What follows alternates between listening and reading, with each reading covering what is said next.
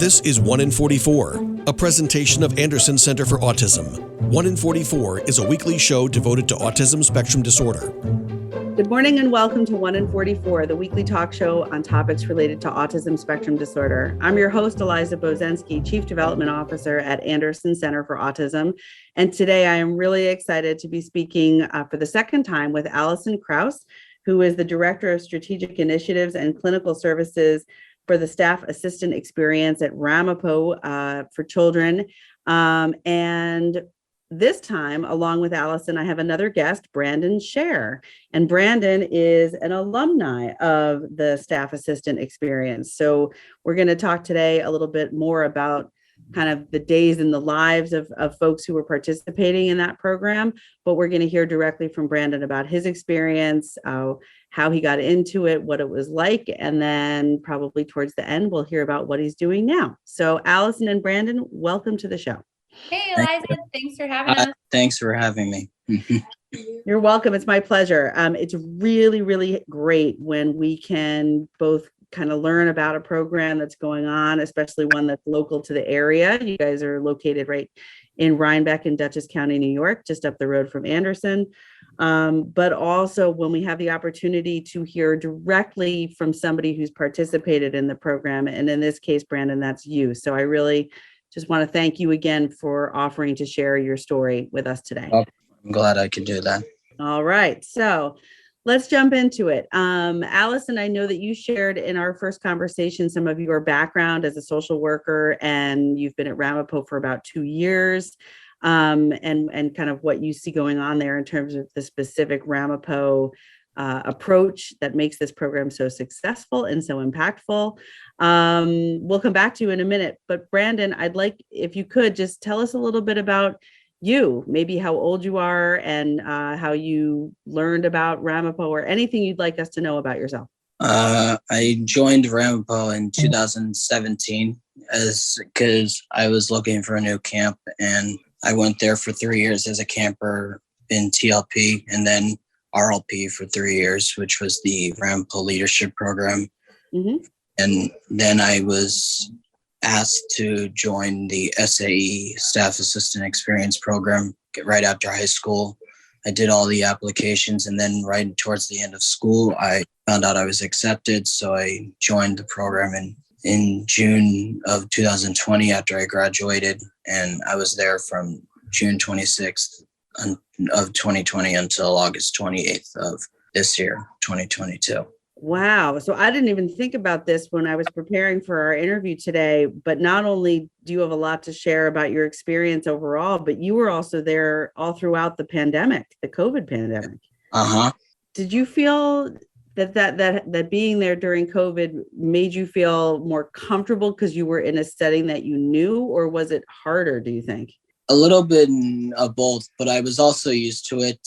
I was used to being there for only like the summer, like 8 weeks, but never like the year. But then I got used to it because I got used to some of the staff that I knew from the summer were there. And then I was there to help people. And then I immediately was just like getting the trust of everybody, and also teaching some people about like the interests I have of TV shows that I like, and baseball, the Yankees, and everything else. Yes, I can see you. Our listeners can't see you, but I can see you with your Yankee vest on, and it's a big night tonight for the Yankees. So yeah. So Brandon's the biggest Yankee fan. All right, well, go Yanks. You must be having a fun year then, watching Judge hit those home runs, and we'll see what happens tonight. Tonight is the big playoff night, right? Yeah, game 5 at 4:07, which I'll be at work, but I am going to be here like when I get off work. Hopefully the game will be over and we win. I'll be being let know by my family and everything. All right, well, fingers crossed. I'm excited for that too. Mm-hmm. So Alison, I'm sorry, did you want to say something? No, I mean, I think it's great to hear that. It's amazing that Brandon is missing a Yankee game for work. That's incredible. Yeah. It just shows the determination in his work ethic and the commitment. So on that note, Brandon, you shared that you were involved with Ramapo for camp. You went there for several years, so you knew the campus, you knew the program to some degree. But what was your vocational interest that maybe you followed up on a little bit more when you were in the SAE, the staff assistant experience? It was because when I was at 5 years old, I was studying volcanoes and earthquakes since I was that age, and then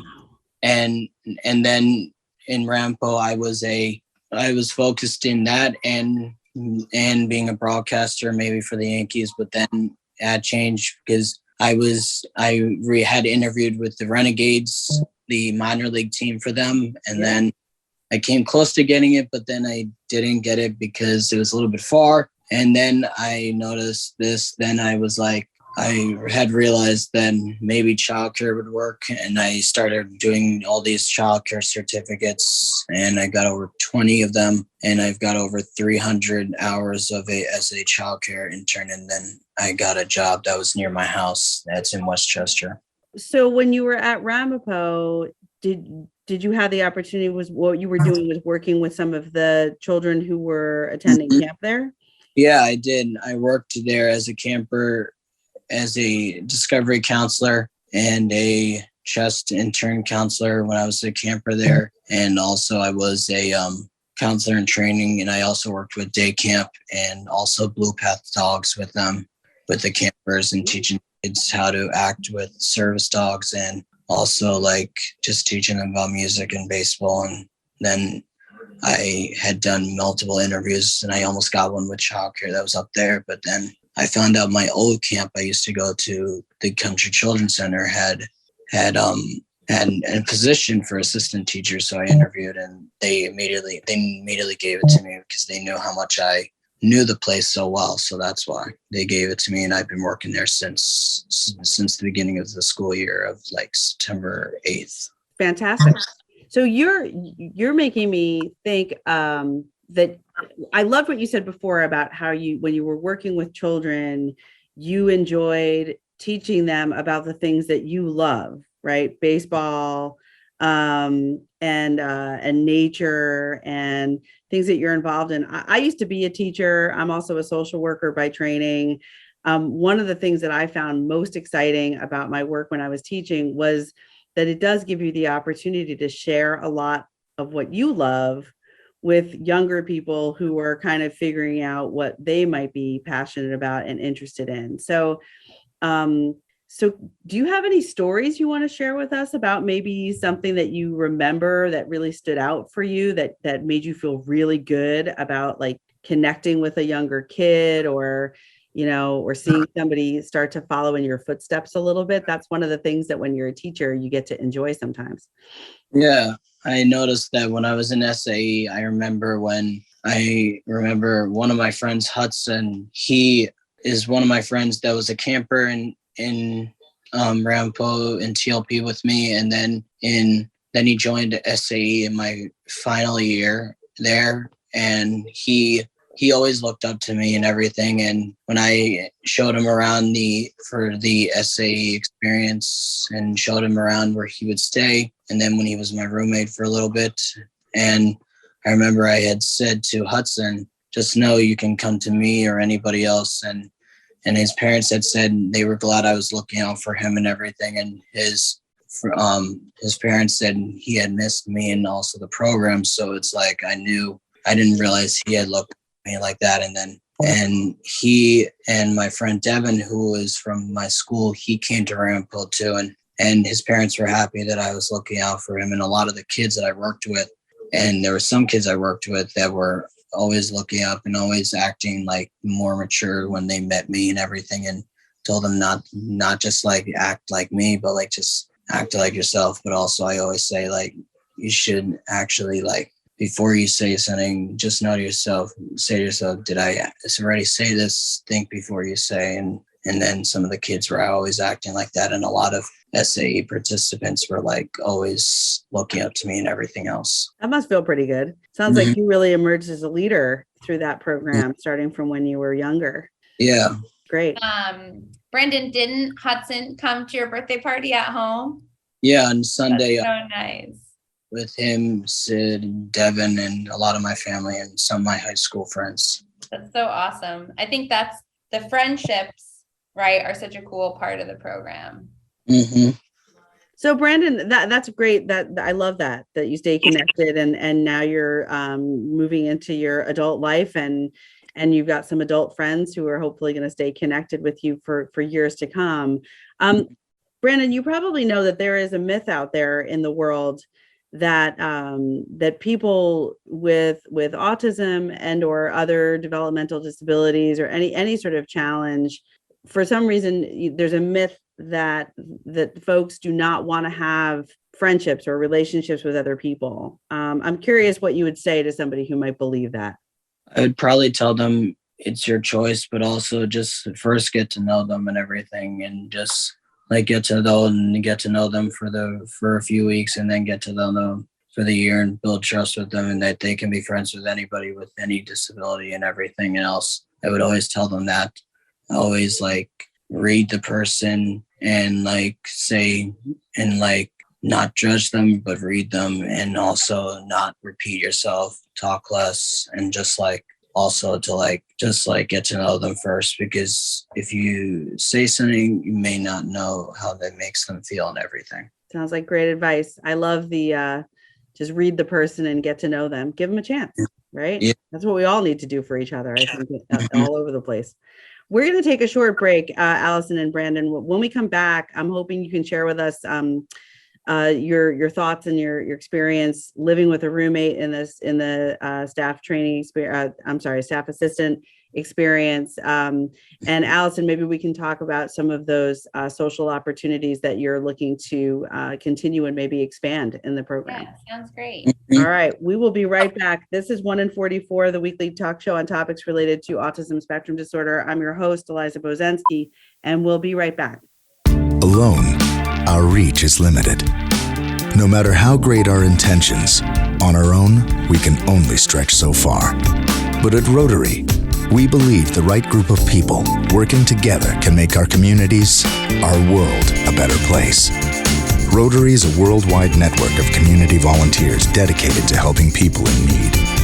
Learn more at Rotary.org. Rotary, humanity in motion. And now, 1 in 44 continues on 100.7 WHUD. This is a weekly community affairs program presented by the Anderson Center for Autism. Welcome back to 1 in 44, the weekly talk show on topics related to autism spectrum disorder. I'm your host, Alison Bozensky, and today I have the pleasure of speaking with Alison Krause, who is the Director of Strategic Initiatives and Clinical Services for the Staff Assistant Experience at Ramapo, and Brandon Schaer, who is an alumni of the program, the Staff Assistant Experience. And Brandon's been sharing some really great information and thoughts about your experience when you were there, and then what it's brought you to today, where you have a job at a camp that is local to you, where you live in Westchester, since you've left the Staff Assistant Experience. Yes? Yeah. And you've been there for what, about a little over a month now? Since September 8th of 2022. So things are going well? Everything is going well at the job. And this is a camp that you used to go to when you were younger. Yeah, I was in a camp movie they made in 2014 and 15, and I knew the place so well, and when I heard about it, at first I couldn't remember, and then I realized, wait, that's the old camp I used to go to, and since then, and since I started working with them, they've been like very helpful and everything else with me, and I helped them build a goggle pit for the place where I work at with them and everything in the school. Yes, I hear a lot about that game. That's cool. And what are your goals, Brandon? Do you see yourself working with children, either neurotypical children or neurodivergent children, for the rest of your life? Do you think this is your career?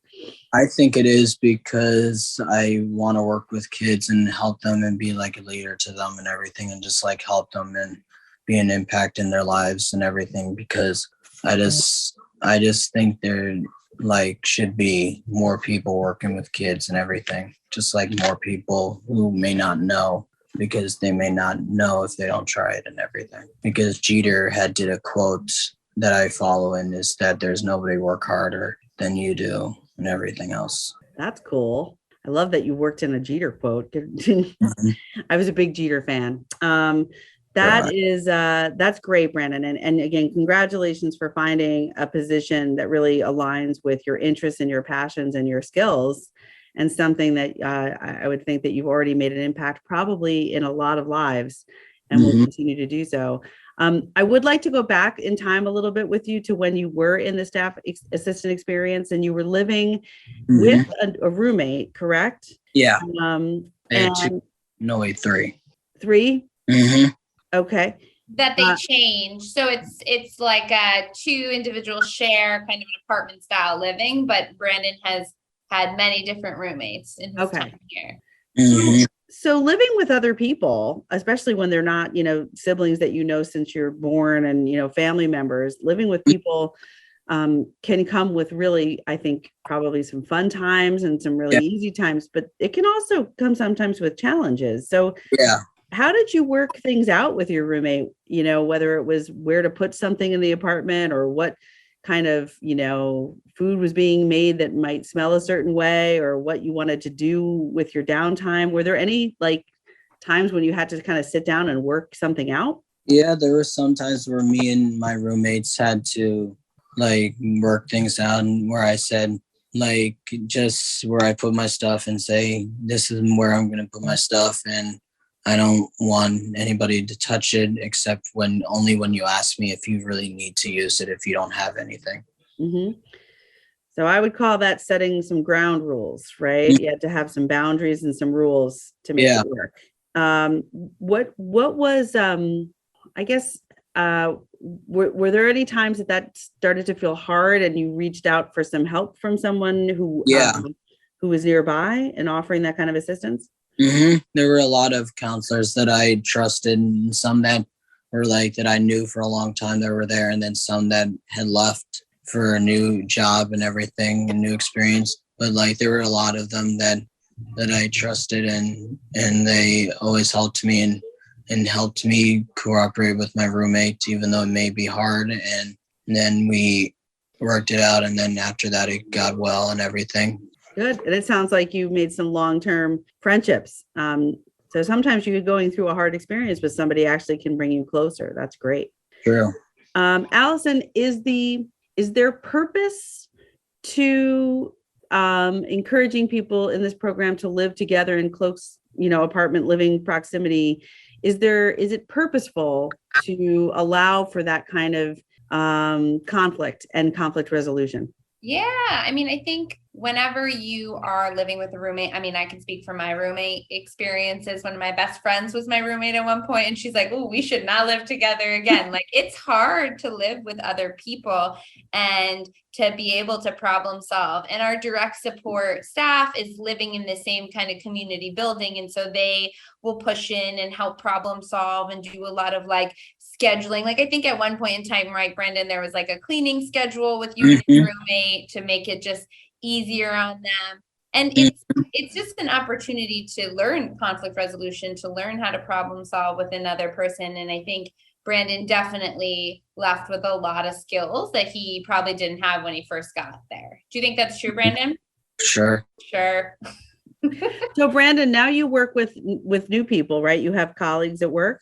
Is there anything that you feel like you definitely learned at Ramapo that helps you have good working relationships with your colleagues now?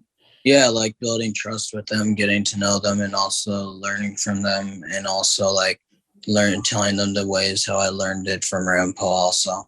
That's great. That's great to hear. Alison, are there plans that you have in the works or things that are going on right now that you think will help enhance or increase the socialization opportunities and these opportunities for, I would call them real world life skills, as opposed to things like, the academic skills you might learn in a school setting? Yeah. Is there going to be more of that coming? Yeah. So, we are building right now within the staff assistant experience. We have initiative to build an online thrift store, and we're going to do some pop-ups in the community. And so that'll be great for like the customer service interaction and the vocational skill building. We also do connect events out in the local community for any neurodiverse young adult that wants to come and meet some of our staff assistants. It's open to the public, and we can distribute some kind of flyers, and you can find out more on our website as well. And then we're also doing a weekend connection. So the opportunity for young adults to come and stay on campus for a weekend, and again, engage with people that are living on campus, but also just kind of have a taste of like, what is the staff assistant experience? What is it like to be away from home and stay with roommates? And it's also going to be a lot of fun. We're really excited about it. Sounds great. Brandon, do you ever go back and visit Ramapo? Yeah, I did for Labor Day. I did. And I haven't gone to visit in a while because I've been getting used to my schedule and everything, because I work every day from 3:30 to 6:30. And then on the weekends, I'm usually free. But like, I won't be able to do the event that Ali had spoke about, because I found out where I'm working is having an event also that same weekend and everything, so I won't be there. But I do try to visit a lot, but like, I just had to figure out with my family schedule and just my normal one and everything else. I have a feeling that your reason for missing the event at Ramapo still makes Ali pretty happy, because that's a big goal. Miss you. But yeah. It's great that you're adjusting to home and your work schedule, making new connections, and So we're coming down to the end of our interview time. Alison, I'll start with you. If you have like 30 seconds or a minute about anything that you really want our listeners to take away from this conversation, what are the most important things you want people to know about the staff assistant experience? Yeah, I mean, I think Brandon's story is so similar to so many others that are leaving our program, and just the opportunity to connect and build skills and then go into the real world and be able to utilize those skills in a meaningful way and get work. I think it's such a special thing that we're doing here. And I think not enough people know that the staff assistant experience exists. And so with the limits on the services available, I just hope that this reaches someone who's looking for something like this. I agree. Well, hopefully we can help get the word out a little bit more, but I do think it's unique, and I think it's providing opportunities that not enough people know about. I would agree with you. So thank you for that. Brandon, same question. You went through the experience. You are now alumni and kind of moving on to the next phase of your life. What do you want people to know about in particular with the staff assistant experience, or about you? Then if you can trust me, that Ramapo is a really great place to go to as a camper and for SAE, because they will help you start to learn independently and also help you like gain skills of like how to get a job and everything, and will help you work on your relationships with people, friendships or anything, even family, and will even help you with your regular relationship, and also can also help you like deal with everything and just like help you get a job, and also just like to help you just gain more skills over everything else, and just like help you just be a better person and everything. And just letting you know that Ramapo, you can trust me on that, because I was at Ramapo for 6 years. Yep, you've got a lot of experience. That's awesome, Brandon. Are you living a happy life right now? Do you feel good about where you are? I am. I'm used to living at home, but I do try to. I've been having a lot of sleepovers with my friends, usually on the weekends, and I'm going to try to have one with my cousin next Monday, because we had to cancel this Monday, because reschedule it to next Monday, because he recently got a job. I think this is his first one. I don't know, but we had to reschedule it because he got a new job and has to get things done before today. So I understood and said we can do it, because he couldn't come last Sunday because of the baby. So he wanted to make it up to me by doing this. So I wanted to let him do it. That sounds great. I wish there's a lot of times on this show that I wish our listeners could see the faces of the people I'm interviewing. This is one of those times, Brandon, because when I asked you if you were happy, you got a big smile on your face. And that really says something to me, in addition to all the nice things that you did say. It sounds like the work that's going on at Ramapo, and specifically with the staff assistant experience, is about a lot of things. Primarily, it seems like it's about living and learning how to sort of decide the direction that your life is going to go in. So congratulations to you on being an alumni and on getting a job. And Alison, Krause, and Brandon Schaer, thank you so much for sharing your story and your experience with us today on 1 in 44.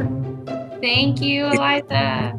This is 1 in 44, the weekly talk show on topics related to autism spectrum disorder. I'm your host, Eliza Bozensky, and remember, Anderson cares. You've been listening to 1 in 44, a weekly presentation of the Anderson Center for Autism. Join us for another edition of the show at this time next weekend.